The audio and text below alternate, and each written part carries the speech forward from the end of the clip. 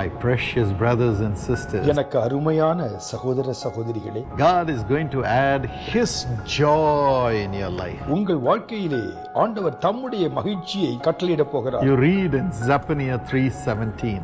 ஜெபனியா 3:17 பார்க்கின்றோம், The Lord will rejoice over you with singing. ஆண்டவர் உன் பேரில் சந்தோஷமாய் மகிழ்ந்து பாடுவார். Many times we sing honoring God.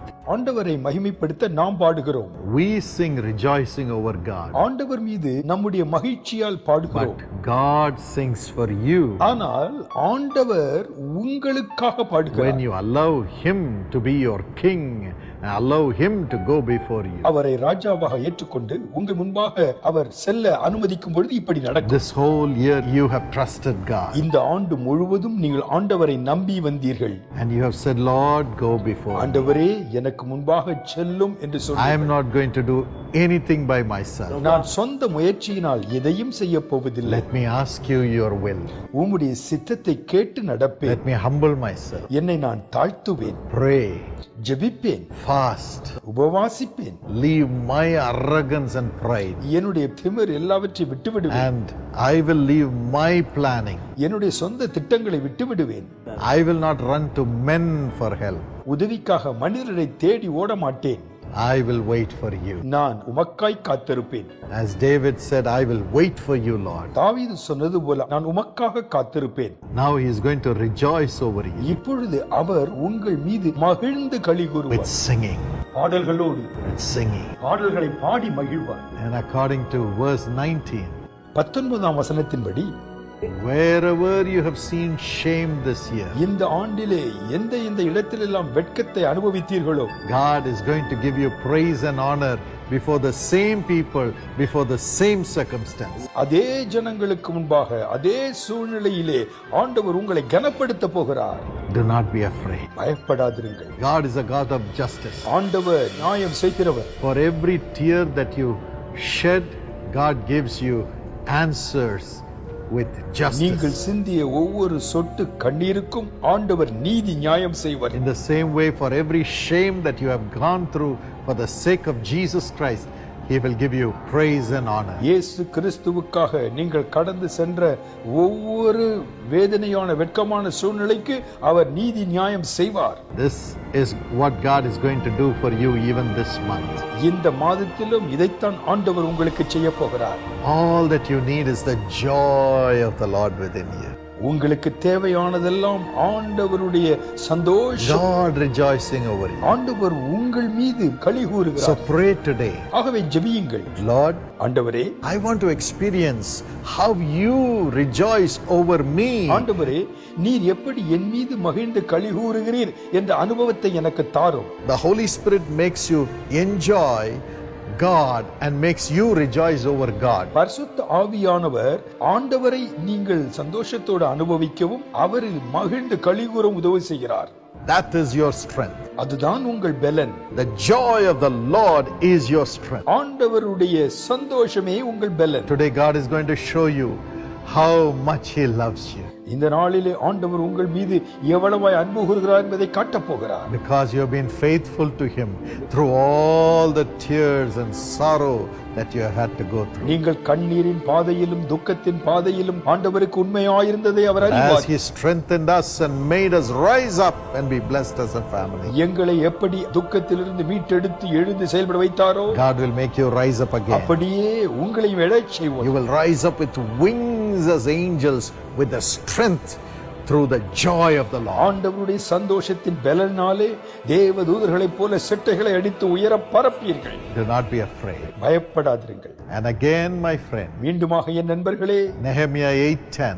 நெகேமியா 8:10, Joy of the Lord came to the Israelites who came back from slavery. அடிமைத்தனத்திலிருந்து மீண்டு வந்த இஸ்ரவேலர்களுக்கு ஆண்டவருடைய சந்தோஷம் வந்தது. They were slaves in Babylon. அவர்கள் பாபிலோனிலே அடிமைகளாய் இருந்தார்கள். But when they confessed their sins அவர்கள் தங்கள் பாவங்களை அறிக்கையிட்ட and said, Lord, because of our sins, we have been put in bondage in this country. ஆண்டவரே, எங்கள் சொந்த பாவத்தினால் நாங்கள் இந்த நாட்டிலே அடிமைகளாய் இருக்கின்றோம். God released them from that king. அடிமைத்தனத்திலிருந்து ஆண்டவர்களை விடுவித்தார். The king sent them back to Jerusalem. அவர்களை திரும்ப எருசலேமுக்கு அனுப்பினார். Now it's time to rejoice. சந்தோஷப்படுகிற வேளை இது. Go and celebrate. இப்பொழுது கொண்டாடுகிற வேளை இது. Because God has forgiven your sin. ஏனென்றால் உங்களுடைய பாவங்களை மன்னித்து விட்டார். Joy of the Lord is your strength. ஆண்டவருடைய சந்தோஷமே உங்கள் பலன். My friend, என் நண்பர்களே, are your sins forgiven? உங்களுடைய பாவங்கள் மன்னிக்கப்பட்டு விட்டனவா? Yes, rejoice over it. நீங்கள் அதை நினைத்து சந்தோஷப்படுங்கள்.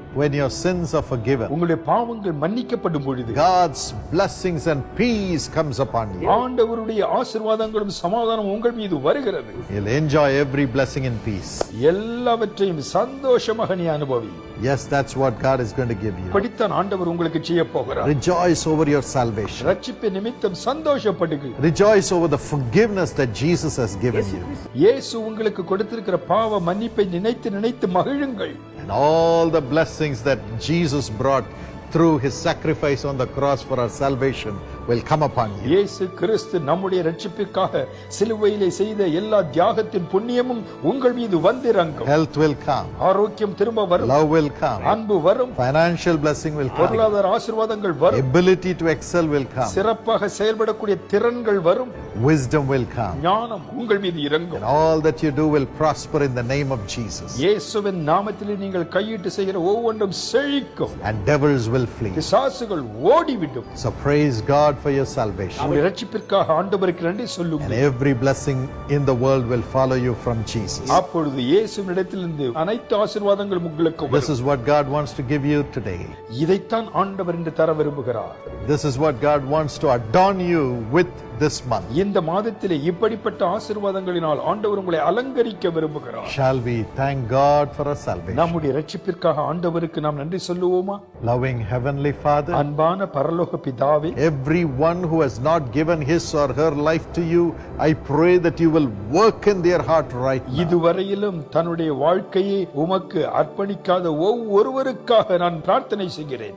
Make them surrender their life to you. அவர்கள் ஒவ்வொருவரும் தங்கள் வாழ்க்கையை உமக்கு அர்ப்பணிக்கட்டும்.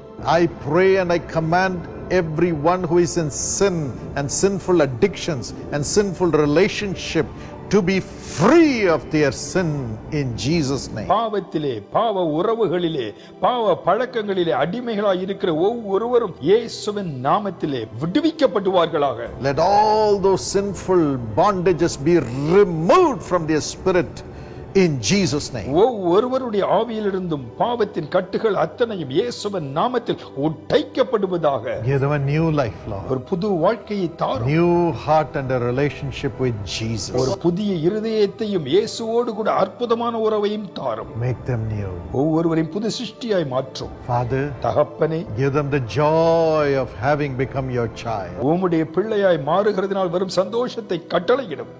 Let every weakness go.